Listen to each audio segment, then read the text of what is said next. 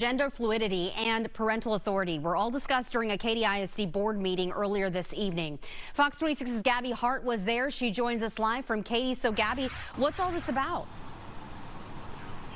Well, I can tell you there was a policy brought before the board today. However, we don't have that policy. Weren't able to get our hands on it, even though it was a public agenda that wasn't made readily available. But I can go ahead and tell you what I gathered from just sitting in on the discussion between these board members. And this policy is going to address LGBTQ and trans students when it comes to sports, bathrooms, separation of sexes, and pronouns.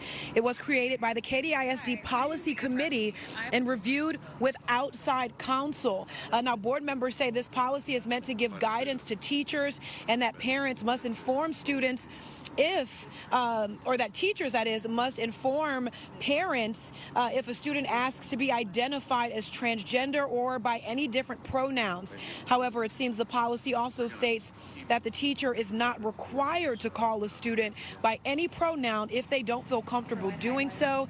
I can tell you there was public comment on this. Some students and parents expressed concern. Tonight, in your discussion of gender fluidity and parental authority, ask yourself, who am I protecting? Your LGBT students will continue to exist regardless of the outcome of tonight. You can't erase us. No matter what you decide, we will fight to exist in schools equally, without shame and without compromise. Being elected to this board does not mean you possess some sort of God-given right to assert moral authority over everyone else's kids. We're protecting children.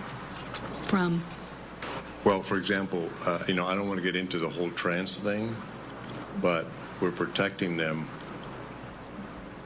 Using pronouns is a way of social transitioning children. We're protecting them from that.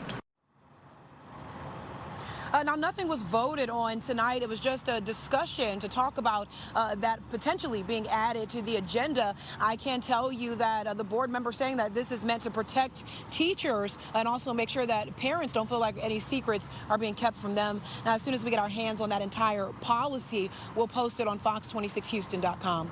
For now, I am live in Katy. Gabby Hart, Fox 26 News.